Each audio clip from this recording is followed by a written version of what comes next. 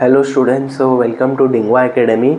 Today we are starting with lecture 3 on life processes in living organism part 1. In today's class I will be explaining in detail about mitosis process. So सबसे पहले तुम्हारा जो mitosis process है okay is divided into two parts okay. Cryokinesis and cytokinesis. अब क्रायोकाइनेसिस जो है वो divided into 4 parts, that is your prophase, metaphase, anaphase and telophase.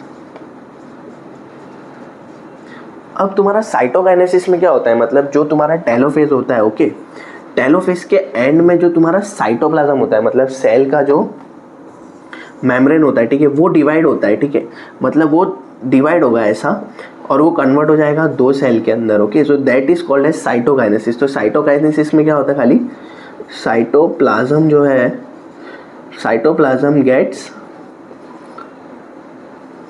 Divided.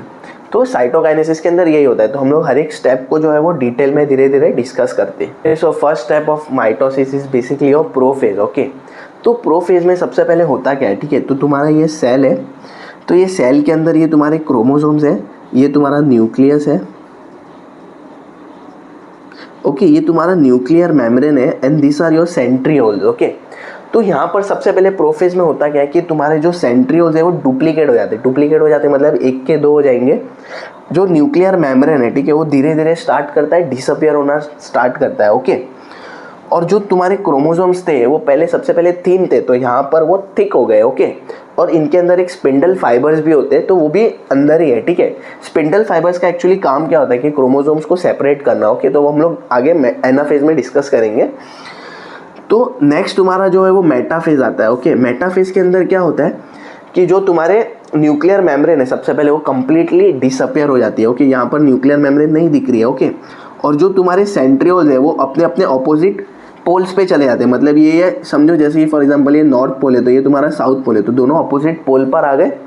और जो तुम्हारा मतलब क्रोमोसोम्स है ठीक है, वो एकदम इक्वेटर में रहता है ठीक है, मतलब एकदम मिडल में रहेंगे.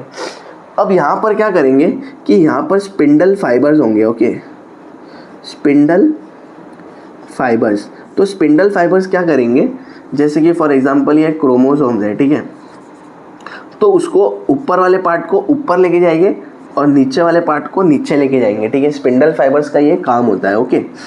तो अब यहाँ पर क्या हुआ कि ये नॉर्थ पोल पे पहुँच गया और ये साउथ पोल पे पहुँच गया और सेंट्रियोल्स के पास मिला. अब नेक्स्ट आता है तुम्हारा टेलोफेज में ठीक है. और एक चीज़ और भी याद रखना एनाफेज में कि बेसिकली जब ये ऊपर की तरफ आता है तो ये ऐसा लगता है जैसे कि फॉर एग्जांपल बंच ऑफ बनाना जैसा है ओके. नेक्स्ट आता है तुम्हारा टेलोफेज के अंदर. तो टेलोफेज में क्या होता है कि तुम्हारा जो न्यूक्लियर मेम्ब्रेन यहाँ पर डिसअपियर हुआ था ठीक है, यहाँ पर रीअपियर होगा. ये दोनों फेज में नहीं था वो. अब यहाँ से ये वाला एक सेल बनाएगा और ये वाला एक सेल बनाएगा ओके टेलोफेज के अंदर. तो ये तुम देख रहे हो प्रॉपरली कि ये क्रोमोसोम्स वापस यहाँ पर आ गए, यहाँ पर भी आ गए.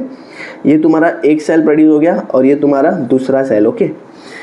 अब यहाँ पर न्यूक्लियर मेम्ब्रेन वापस रीअपियर हुए, सेंट्रियोल्स जो थे ठीक है दोनों वैसे के वैसे ही है यहाँ पर, तो 2 सेल प्रोड्यूस हो गए ठीक है. अब यहाँ पर तुम देखोगे तो तुम्हारा अभी तक साइटोप्लाज्म जो है वो डिवाइड नहीं हुआ है ठीक है.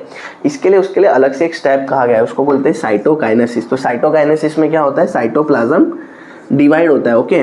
तो साइटोप्लाज्म कैसे डिवाइड होता है, सबसे पहले वो एक नॉच फॉर्म करेगा. नॉच फॉर्म मतलब कैसा है, जैसे कि फॉर एग्जांपल बीच में जो है वो गैप क्रिएट करेगा, तो उसको बोला जाता है notch okay. This is called as notch and with notch it will get converted into 2 cells okay.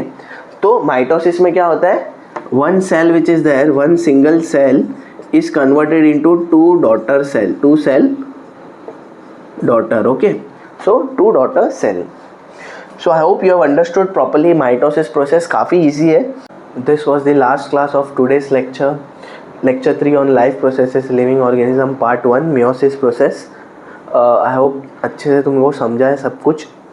अगर समझो प्रोसेस में कुछ समझने में डिफ़िकल्टी है, कुछ क्वेश्चन है तो डू ड्रॉप अ कमेंट.